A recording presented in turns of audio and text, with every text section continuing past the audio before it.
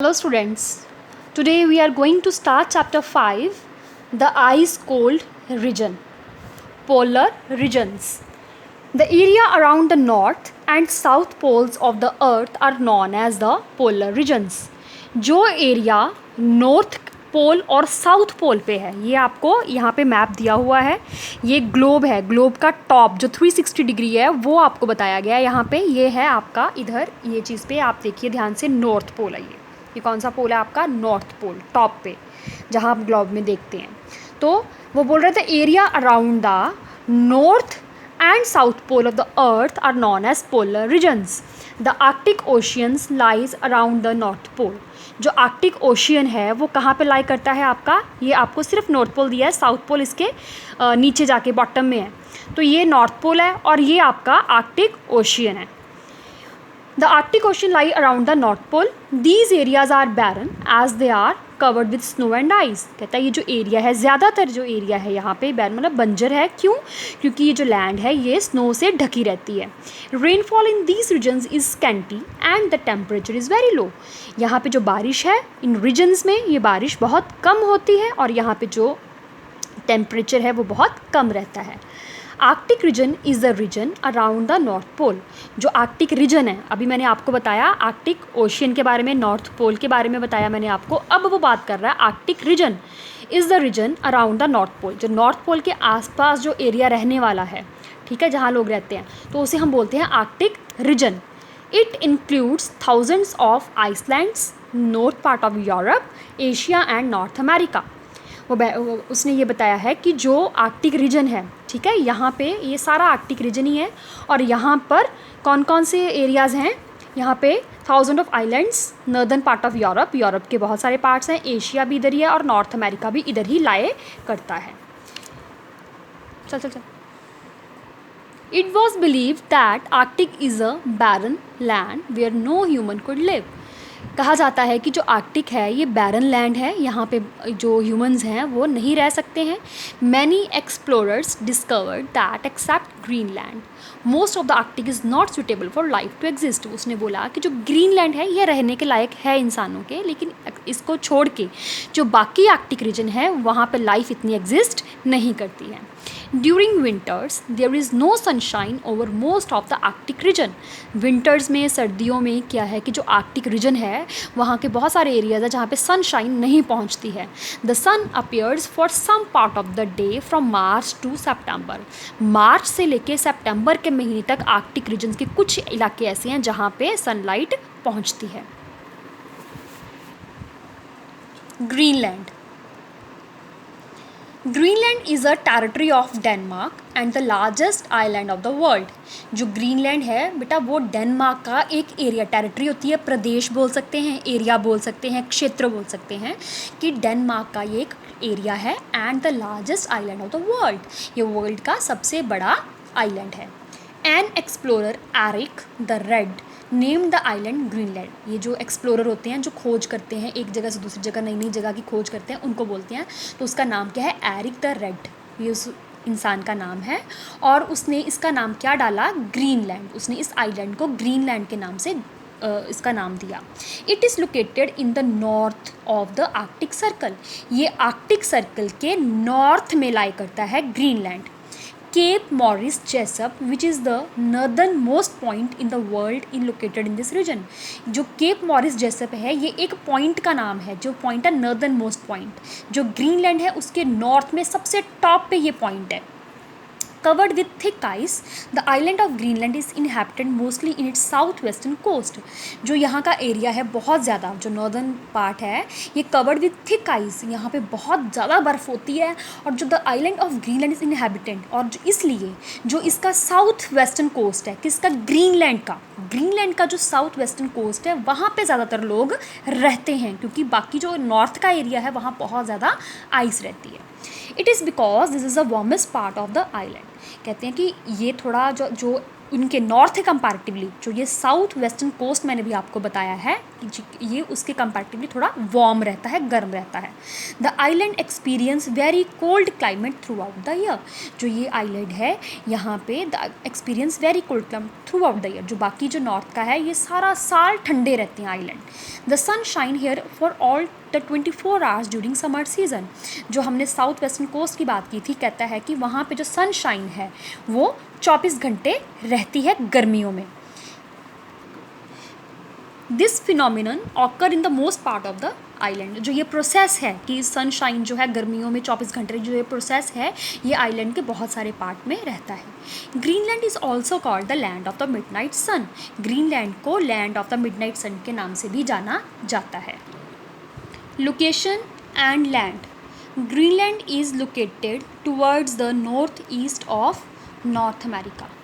कि जो ग्रीनलैंड है वो कहाँ पे लोकेट कर रहा है, ये नॉर्थ अमेरिका के नॉर्थ ईस्ट में लाई करता है। The Baffin Bay and the Davis Strait separate Greenland from the northern island of Canada. ये है आपका बैफिन बे, यहाँ पे बैफिन बे, ये है डेविस स्ट्रेट, ये है आपकी वाटर बॉडीज़। जो ये ग्रीनलैंड है, ये ग्रीनलैंड है, इधर कनाडा है, ठीक है। तो बैफिन बे और जो डेविस स्ट्रेट है ये वाटर बॉडीज़ हैं, ये ग्रीनलैंड और कनाडा को आपस में अलग करती हैं, ये सेपरेट करते हैं। Greenland has an area of 21 lakh square kilometre. जो टोटल एरिया है ग्रीनलैंड का वो है 21.5 lakh square kilometre. It is very close to the north pole. यह नॉर्थ पोल के बहुत पास है, about 650 kilometre away from it. और सिर्फ नॉर्थ पोल में और ग्रीनलैंड में जो डिस्टेंस है वो कितना है, 650 kilometre. The island is about 2680 kilometre in length and the 1280 kilometre in with. तो ये जो आइलैंड है ये 2680 किलोमीटर इसकी लेंथ है लंबाई में, और ये इसकी विथ कितनी है, 1280। Greenland is a low island plateau which is surrounded by coastal mountains. कहते हैं जो ग्रीनलैंड है ये एक छोटा आइलैंड है जो कि which is surrounded by coastal, जो कोस्टल माउंटेन्स के साथ घिरा हुआ है। The mountains are always covered with thick snow. और जो ये माउंटेन्स हैं इसके आसपास ये थिक हैं, मतलब बर्फ़ के साथ, मोटी मोटी बर्फ़ के साथ ये कवर्ड है। About 4/5 of the island is covered with ice. मतलब 80% जो ये आइलैंड है ये आइस के साथ कवर्ड है। This ice covering is known as ice cap. और इसको हम जो आइलैंड जो कवर हैं बर्फ़ के साथ ढके हुए हैं उन्हें हम बोलते हैं ice cap. These ice caps are about 1.6 kilometer thick and some places they are about 3.2 kilometer thick. The surface of the ice cap look like land. At places it has high ridges and deep crevasses. कहता है कि जो ये ice caps हैं, ice caps मैंने अभी आपको बताया कि जैसे आइलैंड है जो कवर्ड होता है स्नो के साथ, तो जो वो स्नो है वो कितनी थिक है, 1.6 किलोमीटर थिक है, कई एरियाज़ में 3.2 किलोमीटर ये थिक है। और the surface of the ice cap look like land. और जो इसका सरफेस है, जो इसका टॉप है वो एक लैंड की तरह है। एट प्लेसेस कई जगह पर इट हैज़ हाई रिजेस। ये हाई मतलब ग्लेशियर टाइप, बहुत ऊंचे ऊंचे जैसे बर्फ़ की जैसे चट्टानें ऊपर तक बनी होती हैं। एंड डीप क्रिवाज, और इसके बीच में क्या होती हैं, क्रिवाजेज होती हैं, दरारें। जब बर्फ़ में बहुत ज़्यादा दरारें बढ़ती हैं उसे बोलते हैं deep crevasses. Sometimes small pieces of this ice caps break off. कई बार क्या होता है ये जो आइस कैप्स हैं इन ये छोटे छोटे पीसेज में टूटनी शुरू हो जाती है। And slide down the sloping land and fall into the sea. और ये क्या होता है, ये धीरे धीरे टूट टूट कर ये समुद्र में गिरते हैं। These floating blocks of ice are known as icebergs। और जो ये फ्लोटिंग ब्लॉक और जो ये बर्फ़ के जो टुकड़े हैं जो टूट टूट के ये समुद्र में गिरते हैं इन्हें हम बोलते हैं आइसबर्ग्स। ये पिक्चर में आपको बेटा दिखाया हुआ है, the tip of an iceberg. ये देखिए जितना ये ऊपर नज़र आ रहा है आपको उससे कहीं ज़्यादा 10 गुना ये नीचे है, समुद्र के अंदर की इन्होंने पिक्चर दिखाई है कि ये नीचे कितना। जैसे टाइटैनिक है, आपने मूवी देखी है, उसमें जो कितनी बड़ी वो शिप थी वो आइसबर्ग के बीच, उनको नज़र नहीं आई दूर से, उनको लगा छोटा सा पानी, लेकिन वो 10 गुना नीचे था तो वो उसके बीच में बजा और वो सारी दुर्घटना हुई थी। These icebergs cannot be seen from a distance because of dense fog. कहता है जो आइसबर्ग्स हैं, ठीक है, ये आइसबर्ग जो टूट के अंदर गिरते हैं, थोड़ी ऊपर 10 गुना नीचे होती है, ये दूर से हमें नज़र नहीं आती हैं, हमें फॉग के कारण, बहुत धुंध होती है जिस कारण से हमें ये नज़र नहीं आते हैं. They are much bigger below the surface of the sea water than they appear on the surface.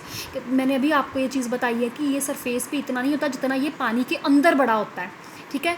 इसी कारण से कहते हैं फिर जो टाइटैनिक जो शिप्स होती हैं, जो इस रीजन में शिप्स चलती हैं, उनके लिए बहुत डेंजरस होता है.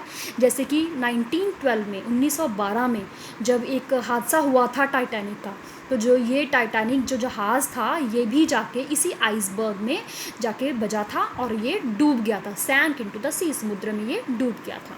Climate. The climate of Greenland remains extremely cold through out the year. कि जो ग्रीनलैंड है यहाँ का जो मौसम है, जो क्लाइमेट है, वो कैसा है, थ्रू आउट द ईयर कैसा रहता है, ठंडा रहता है. The temperature is always below the freezing point. कहता है जो यहाँ का टेम्परेचर तापमान है फ्रीजिंग पॉइंट तक जाता है कि जब वो जम जाती है, जैसे बर्फ़ के टुकड़े बन जाते हैं. As a Greenland lies in the polar region, the sun rays falling here are slanting. और यहाँ पे क्यों होता है ऐसे, क्योंकि यहाँ पे जो सन रेज है वो कैसी पड़ती हैं, स्लांटिंग पड़ती हैं. Winters are even more cold. और सर्दियों में बहुत ज़्यादा ठंड, वेरी लॉन्ग एंड डार्क. सर्दियाँ बहुत लंबी होती हैं, बड़ी ठंडी होती हैं, अंधेरा होता है. The sun does not rise above the horizon so. जो सूर्य है वो अच्छे तरीके से नहीं निकलता, सनलाइट अच्छे से नहीं पड़ती है, स्लांटिंग इसकी रेज होती हैं, जिस कारण से यहाँ पे जो टेम्परेचर है वो लो रहता है.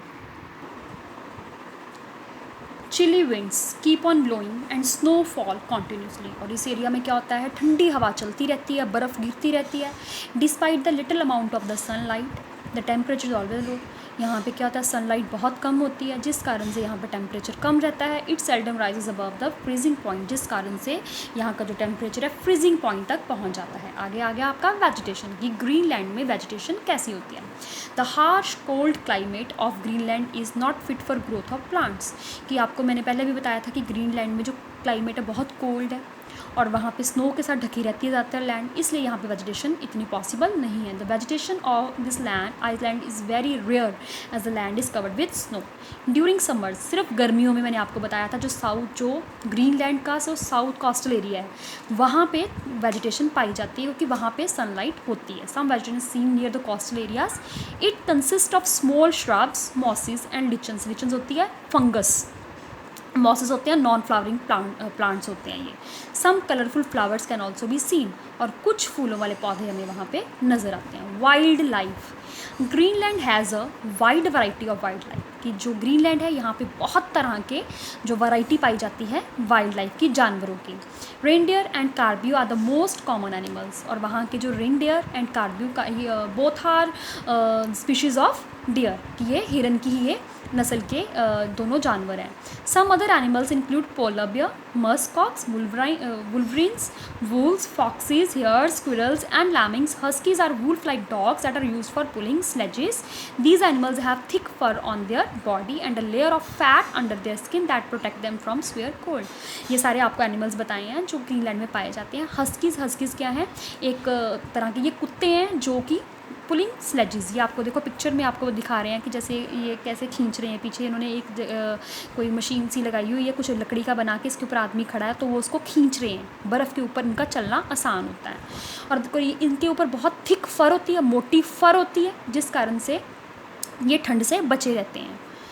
Many birds are also found in this region. और कई जो यहाँ पे बहुत तरह के बर्ड्स पाए जाते हैं, like Arctic terns, duck, geese and birds come here in summers and migrate to south pole in winters. क्या होता है कि जब यहाँ पे गर्मियाँ होती हैं तो ये यहाँ पे रहते हैं, और जब सर्दियाँ आती हैं migrate to south pole in winters में ये साउथ पोल में चले जाते हैं. Seals, whales and sea birds like skua and loon are found in this seas. समुद्र के ये सारे जो जानवर हैं ये समुद्र में रहने वाले हैं. They are hunted by people for food. लोग इन्हें शिकार करते हैं खाने पीने के लिए, क्लोथिंग, कपड़े बनाने के लिए, एंड मैनी अदर पर्पसेस. और भी बहुत सारे पर्पसेस के लिए ये यूज़ होते हैं. Ways of living. A vast majority of the people are Eskimos and the rest are Danes. जो ग्रीनलैंड है वहाँ पे जो लोग रहते हैं उनको बोलते हैं एस्किमोस, और जो बाकी के लोग हैं वो उनको हम बोलते हैं डेन्स. लेकिन जो डेन्स है इनकी पॉपुलेशन क्या है वहाँ पे बहुत कम है. ज़्यादातर वहाँ पे 80-90 का अप्रॉक्सीमेटली एस्किमोज ही रहते हैं. Eskimos are now called Inuits. They are short and stout with straight black hair. ये इनकी हाइट काफ़ी छोटी होती है, इनके स्ट्रेट ब्लैक हेयर्स होते हैं, हाई चीक बोन्स होती हैं, नैरो ब्लैक आइज़ है इनकी, और येलोइश ब्राउन स्किन है.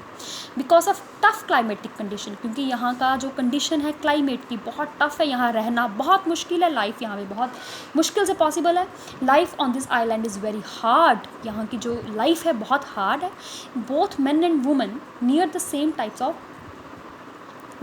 wear the same type of clothes made from the skin of animals. इसलिए वहाँ पे बहुत ज़्यादा सर्दी होने के कारण जो आदमी है, औरत है, बच्चे हैं, सारे एक ही तरह के वो कपड़े डालते हैं जो जानवरों की चमड़ी से, स्किन से बनाए जाते हैं. They mostly wear a hooded jacket called parka, trousers, socks and boots. जो वो कपड़े पहनते थे, जो hooded वो जैकेट, जो कैप वाली जो जैकेट वो पहनते हैं, उनको बोलते हैं parka, trousers, socks and boots. The Eskimos decorate their clothes with fur, beads and part of animals. वो अपने कपड़ों को सजाते हैं किससे? फर के साथ, बीड्स मोतियों के साथ, या एनिमल्स के पार्ट्स के साथ. They live in dome shaped houses that are made of block of ices. Their houses are called igloos. वो बर्फ़ के बने घरों में रहते हैं जिनका जो टॉप होता है वो डोम जैसे, गुंबद के जैसे. ये आपको नीचे पिक्चर में दिखाया गया है, आप देख सकते हैं. इनको हम बोलते हैं igloos. Igloos made from the block of ice. These houses are temporary shelters. ये टेम्प्रेरी घर, ये परमानेंट घर नहीं होते हैं उनके. और समर्स में वो कहाँ जाते हैं? During summers the Eskimos live in tent made of the skin of animals. और गर्मियों में वो कहाँ पे रहते हैं? समर्स में वो एस्किमोज टेंट में. और वो जो टेंट बने होते हैं किसके बने होते हैं? एनिमल्स की स्किन के बने होते हैं. Most of the Eskimos live in modern huts and houses made of would. और ज़्यादातर जो एस्किमोज हैं वो कहाँ पे रहते हैं? जो मॉडर्न हैं वो हट बना के रहते हैं या हाउसेज में रहते हैं जो लकड़ी के बने होते हैं. Eskimos are great hunters. ये बहुत अच्छे शिकारी होते हैं. They mostly hunt seal, whales, musk oxen, walruses and a polar bear. ये आपको ऊपर टॉप पे पिक्चर्स भी दी हुई है पॉलर बियर की और वॉलरसेस की. ये इनका शिकार करते हैं. They use a special weapon called harpoon. वो एक बड़ा स्पेशल उनका एक वेपन माने हथियार होता है जिसे हम बोलते हैं harpoon. It is a spear with a rope attach to it for hunting purposes. और ये एक लकड़ी होती है, उसके आगे उन्होंने रस्सी बांधी होती है और एक हथियार बनाते हैं ये हंट करने के लिए, शिकार करने के लिए. The dog called huskies help the Eskimos to hunt seals. जो मैंने अभी पीछे भी आपको बताया था हस्कीज़ के बारे में कि हस्कीज़ कौन होते हैं? वुल्फ लाइक डॉग्स होते हैं जो स्लेजेस को पुल करते हैं. तो ये जो एस्किमोज हैं वो हस्कीज़ की हेल्प से स्लेजेस पे बैठ के हस्कीज़ उसको खींचते हैं, तो वो सील्स का क्या करते हैं? शिकार करते हैं. They make holes in ice and wait for hours. जो ये सील्स है, ये जो जानवर है, ये कहाँ पे होता है? ये बर्फ़ के अंदर होता है और ये सांस लेने के लिए आइस से बाहर आता है. तो वो वेट करते हैं कि कब ये ब्रीथ करने के लिए बाहर आए. When seals come up to breathe they quickly pierce their back with the harpoon. और जब भी वो सांस लेने के लिए बर्फ़ से बाहर आती हैं सील्स, तो वो उसके ऊपर एकदम से अटैक कर देते हैं हार्पून के साथ. The Eskimos use kayaks which are small boats. जो छोटी किश्तियाँ होती हैं उनको वो बोलते हैं कैक्स. ये पिक्चर में आपको नीचे बताया हुआ है. और umiaks that are large boats for hunting. और मैक्स क्या है? बड़ी वाली बोट्स हैं जो शिकार करने में यूज़ की जाती हैं. These boats are made with seal skin and bones. और जो ये बोट्स हैं वो किसकी बनी होती हैं? स्किन की और बोन्स की बनी. These boats are made with seal skin and bones. और जो ये बोट्स हैं, ये जो क्याक्स और म्याक्स बताई गई हैं, ये किसकी बनी होती हैं? ये स्किन और बोन की, जो एनिमल्स की स्किन और बोन की ये बनी होती हैं. The Eskimos use every part of the animal. जो एस्किमोज हैं वो जानवर के हर एक पार्ट को बड़े अच्छे से यूज़ करते हैं. The meat is use as a food. Meat को यूज़ करते हैं खाने के लिए. द ब्लबर और फैट, जो उनकी फैट होती है अंदर की, चर्बी होती है, उसको एज अ फ्यूल यूज़ करते हैं. The tendons and the bones, उनकी जो हड्डियाँ होती हैं या उनके जो अंदर टेंडन्स में मसल्स होते हैं उनको वो यूज़ करते हैं. इन जो these animals are used by the Inuits to make thread. वो जो इनुइट्स होते हैं वो इनको एज अ थ्रेड, नीडल्स और हार्पून हेड्स बनाने के लिए यूज़ करते हैं. ऑक्यूपेशन, ऑक्यूपेशन होता है कि वो क्या काम करते थे। द इन्यूइट्स, इन्यूइट्स एस्किमोस को ही बोलते हैं। The Inuits are hard working people, बहुत मेहनती लोग होते हैं। They have been living for many years by hunting and fishing, वो क्या काम करते हैं, वो हंटिंग शिकार और वो मछली पकड़ते हैं। So hunting and fishing are the major occupation of the people, और उनका जो मेन काम है वो क्या है, हंटिंग शिकार करना और मछली पकड़ना। Cod, halibut, salmon, shrimp and wolffish are canned and exported. All of these are sea animals or the types of fishes, और इनको क्या करते हैं, कैन में बंद करते हैं और एक्सपोर्ट कर बाहर भेजते हैं। Farming is done only in the south western coastal regions. मैंने आपको पहले ही बताया था कि जो ग्रीनलैंड का जो साउथ वेस्टर्न कोस्टल रीजन है, जहाँ पे 24 आवर्स क्या रहती है, सन रहता है, तो वहाँ पे क्या होती है, थोड़ी गर्मी भी रहती है, जिस कारण से वहाँ पे क्रॉप्स भी होती हैं, थोड़े से पौधे भी पाए जाते हैं, और वहाँ पे ये देखो potatoes and vegetables are grow in the short summers, और जब गर्मियाँ आती हैं तो वहाँ पे आलू की खेती और भी सब्जियाँ वहाँ पे उगाई जाती हैं। Industries, ship building and fishing are the two main industries of Greenland, और ग्रीनलैंड की दो और इंडस्ट्रीज हैं, वो कौन कौन सी हैं, एक तो शिप बिल्डिंग है and fishing. The port town of Holsteinsborg has a large shipyard, और वहाँ पे एक शहर है जिसका नाम है हॉल्स्टनबर्ग, और वहाँ पे क्या है, बहुत बड़ा शिपयार्ड है, जहाँ जैसे उनको वो शिपयार्ड को बोलते हैं जहाज़ों का घर बोल सकते हैं हम, ठीक है। Godthab is the capital of Greenland, this city is now called New York. पहले जो थी इसकी कैपिटल गॉथाब थी, अब उसका नाम चेंज करके उन्होंने क्या डाल दिया है, New York. Transport, sledges are wheelless carts drawn on snow by dogs और रेंडियर्स। ये मैंने आपको पहले भी बताया था कि जो स्लेजेस है इनको कौन खींचता है, हस्कीज़ खींचते हैं। हस्कीज़ कौन है, वुल्फ लाइक डॉग्स होते हैं जो स्लेजेस को खींचते हैं। स्लेजेस क्या है, एक तरह की गाड़ी है, कार्ट है एक तरह की, जिसके ऊपर बंदा बैठता है और वो जो डॉग है उसको खींचते हैं। And wheelless cart drawn on snow by dogs and reindeer. It is impossible to build roads on ice caps, यहाँ पे बर्फ़ बहुत ज़्यादा होती है, इसलिए वहाँ पे रोड्स बनाना बहुत मुश्किल है, इम्पॉसिबल है। Now days the mean of transport are modernise, लेकिन अब क्या है, बहुत तरक्की कर ली है, मॉडर्न हो चुका है सब कुछ, जिस कारण से अब वहाँ पे क्या है, ट्रांसपोर्ट आ गई है। Sledges and boats are powered, sledges और बोट्स को नई शेप दी गई है। Air services have also been started, वहाँ पे जो एयर सर्विसेज हैं वो भी स्टार्ट की गई है। They connect Greenland with the cities of North America and Europe, जो ये कनेक्ट करते हैं जो ग्रीनलैंड को किसके साथ, वो शहरों के साथ, कौन से, नॉर्थ अमेरिका और यूरोप के साथ। न्यू वे ऑफ लिविंग, अब जो मॉडर्नाइजेशन हो गई है वहाँ की, मॉडर्न हो गया, तो देखिए हम उनमें चेंजेस क्या आए हैं।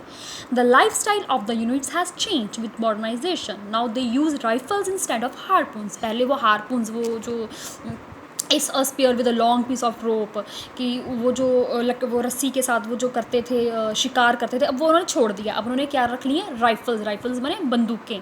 They have adopted new way of living, अब वो नए तरीके से अपनी ज़िंदगी जी रहे थे। Since early and middle 1900s motor boats have replaced kayaks, जो मैंने आपको बोट्स बताई थी, क्याक्स ही छोटी तरह की बोट्स थी, अब वो रिप्लेस हो गई हैं, उनकी जगह क्या आ गया है, मोटर बोट्स आ गई हैं। फिशिंग इज़ बिकमिंग कमर्शियल, जो मछली पकड़ना है वो कमर्शियल हो गया है, कमर्शियल माने उनकी जॉब हो गई है, उनका काम हो गया है ये। Children between the age group of 7 to 14 years go to school, 7 से 14 साल की उम्र तक के जो बच्चे हैं वो स्कूल जा रहे हैं। Greenland has about 120 primary schools and a teacher training centre at New York. 120 वहाँ प्राइमरी स्कूल्स खुल चुके हैं, और वहाँ पे टीचर ट्रेनिंग के लिए जो उनकी कैपिटल है न्यूयॉर्क, वहाँ पे उनको ट्रेनिंग दी जाती है। Greenland is no longer isolated, air services have connected it to North America and Europe, वहाँ पे जो एयर सर्विसेज स्टार्ट की गई हैं वो कहाँ से, कहाँ, ग्रीनलैंड से अमेरिका, यूरोप तक जाती हैं। It is developing fast with modern science and technology, अब ये बहुत तेज़ी से तरक्की कर रहा है मॉडर्न साइंस में और टेक्नोलॉजी में। Now students, we have finished the chapter. I hope that you understood the chapter. Now you can read the chapter by yourself. Thank you. Have a nice day.